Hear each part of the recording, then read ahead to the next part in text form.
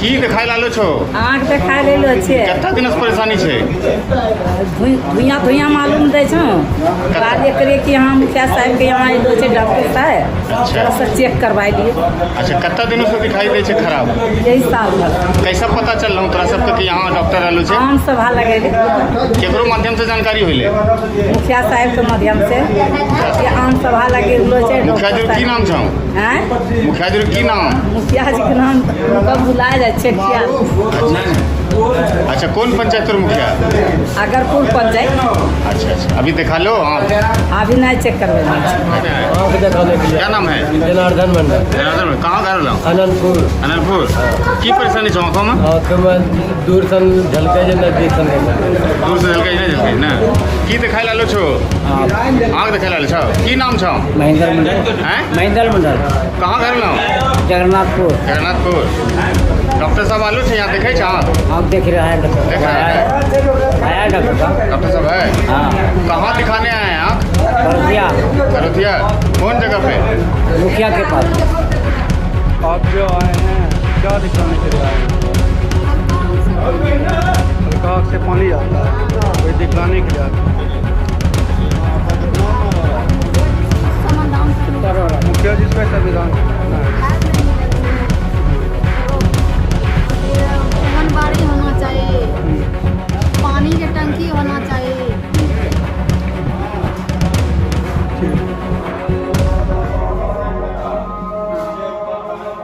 लगातार गोराडीह में health camp और कई तरह के शिविरों का आयोजन हो रहा है। इसी बीच हमारे साथ आज उपस्थित हैं डॉक्टर अरशद इकबाल साहब, जो पेशे से आई चिकित्सक हैं और गोल्ड मेडलिस्ट हैं। इन्होंने चेन्नई के शंकर नेत्रालय में फेलोशिप किया है और पटना के एक निजी अस्पताल में फ़िलहाल कार्यरत हैं। तो भागलपुर के प्रखंड गोराडीह में आज उन्होंने एक दिवसीय शिविर लगाया है गरोतिया गांव में, और यहां पर निःशुल्क शिविर रखा है और कई लोग यहां पर आकर के इस शिविर का लाभ ले रहे हैं। हमारे साथ आज उपस्थित हैं अरशद इकबाल साहब। हम उनसे जानते हैं कि आखिर इस राहत शिविर की क्या आवश्यकता हो गई जो ग्रामीण इलाकों में लगाने की ज़रूरत हुई, और क्या एडवांटेज है ऐसे शिविरों का, और क्या सोच के साथ आप गांव के और शहरों में लगातार इस तरह के कैंप लगा रहे हैं। डॉक्टर साहब, आज आपका गोराडीह प्रखंड के गरोतिया गांव में एक दिवसीय नेत्र निःशुल्क शिविर लगाया है आपने। दरअसल कहते हैं कि बहुत सारे लोग जो महंगे इलाज होते जा रहे हैं तो अच्छे डॉक्टरों तक नहीं पहुंच पाते हैं, तो कहीं ना कहीं उसके बजट पर एक खासा प्रभाव डालता है। ऐसे में निःशुल्क जो नेत्र शिविर आपने लगाया है, इसका कितना फ़ायदा समाज को हो सकता है? देखिए, ज़्यादातर जो गांव के लोग जो रहते हैं गांव में, उन लोगों को बहुत अच्छी इलाज से वंचित रह जाते हैं, या तो पैसे के अभाव में या फिर पहुंच के अभाव में, जो शहरों तक नहीं पहुंच पाते हैं। तो हमारा हेल्थ केयर सिस्टम समय समय पर ये कोशिश करता रहता है कि जो फैसिलिटी है वो गाँव तक, रूरल एरियाज़, डिस्टेंट एरियाज़, जो लास्ट मैन तक पहुंचा सके। तो ये सरकार भी ये कोशिश करती है और कई चिकित्सक भी ये कोशिश करते रहते हैं। तो इसी कोशिश में हमने आज एक निःशुल्क नेत्र जांच शिविर आयोजन कराया है गोराडीह प्रखंड के गरोतिया हाट में। आज एक दिवसीय निःशुल्क चिकित्सा हम इलाज आज करेंगे सबका।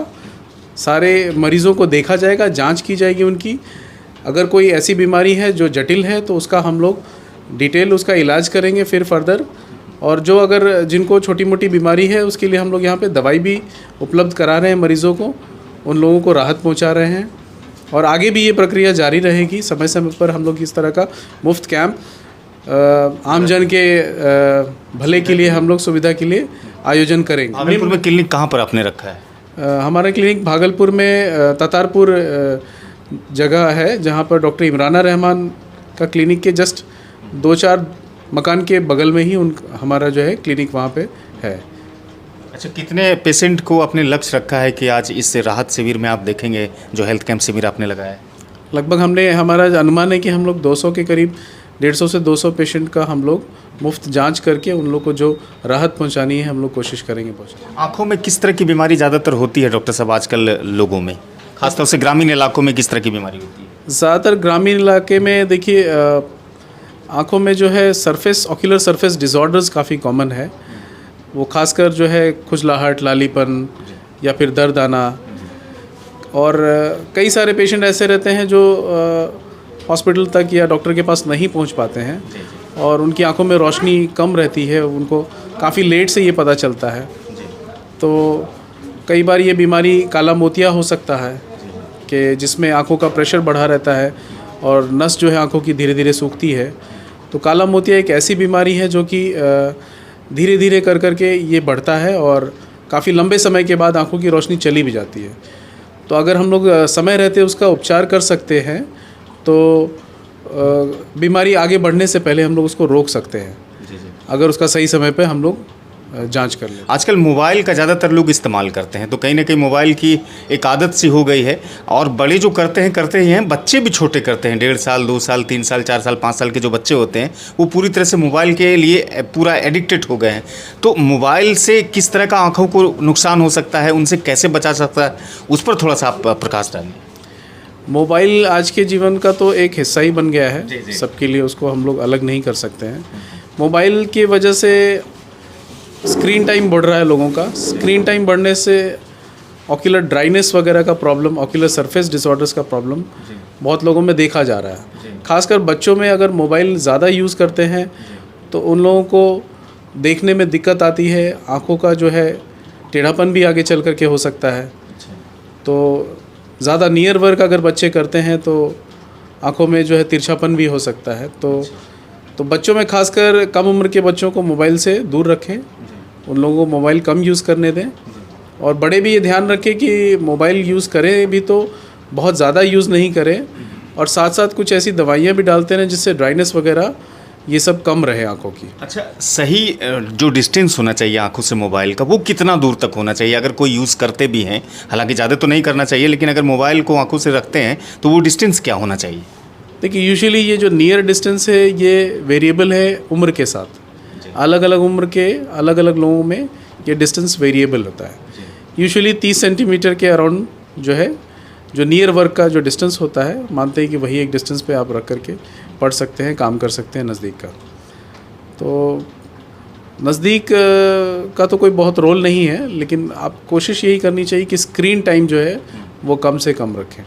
अच्छा, एक और जो बड़ी आबादी है, चाहे शहरों में या गांव में, आज भी देखते हैं कि नेपाल में नित्य चिकित्सा के लिए बड़ी संख्या में लोग वहां पहुंचते हैं।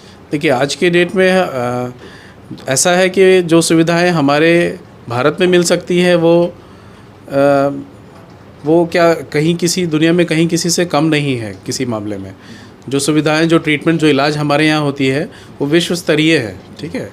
वो ऐसा नहीं है कि नेपाल में ज़्यादा अच्छा इलाज हो जाएगा और हमारे यहाँ वैसे अच्छे चिकित्सक नहीं हैं।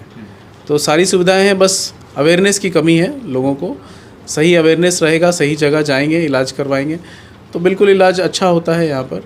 और कंटेम्प्रेरी इलाज है, जो विश्व स्तरीय इलाज है उस तरह का। कई ऐसे पेशेंट थे डॉक्टर साहब को जो कि नेपाल से इलाज कराने के बाद शिकायतें थी कि मेरे आंखों में चुभता है, दर्द होता है। वो फिर बाद में आपके चेन्नई, कोलकाता और भागलपुर में डॉक्टरों के पास गए और वहाँ पर ठीक हुए वो। हाँ, देखिए, बहुत सारे लोगों को कुछ अगर प्रॉब्लम होती है तो अगर वो समय रहते सही जगह पर अगर जाएं, इलाज करवाएं तो उनका भी जो प्रॉब्लम्स है वो ठीक हो सकता है। यही है कि अगर सही जगह नहीं जाएंगे तो फिर इलाज में हो सकता है कि उचित इलाज ना हो पाए। जी, शुक्रिया बातचीत करने के लिए, बहुत बहुत शुक्रिया। नमस्कार। तो ये डॉक्टर अरशद इकबाल साहब थे जो कह रहे थे कि बच्चे और बड़ों में ख़ासतौर से जो मोबाइल के आदी हो गए हैं, जिनको आदत हो गई है, वो आँखों का नुकसान हो सकता है। बच्चों को ख़ासतौर से कहा कि बच्चों को मोबाइल से दूर रखना चाहिए और ज़्यादा अगर वो इस्तेमाल करेंगे मोबाइल तो आँखों का तिरछापन या टेढ़ापन होने की बीमारी ऐसी होती है। वहीं राहत शिविर को लेकर उसने कहा कि बहुत ही अच्छा लगता है जब ग्रामीण और शहरी इलाकों में इस तरह की सेवा करने का अवसर मिलता है। फ़िलहाल इस तरह के कैंप लगाने की आवश्यकता और भी इलाकों में है। जहां ज़रूरत मुझे महसूस होगी उस तरह की हम शिविर लगाएंगे। और कठिन बीमारियों के लिए हमारे नज़दीकी जो क्लिनिक है भागलपुर में, वहां पर भी पेशेंट आ सकता है और सही और एक अच्छा इलाज हम अपने स्तर से करने की कोशिश करेंगे। फ़िलहाल इस नेत्र शिविर को लेकर के आप क्या सोचते हैं, आप मुझे सोशल मीडिया पर कमेंट कर सकते हैं। धन्यवाद।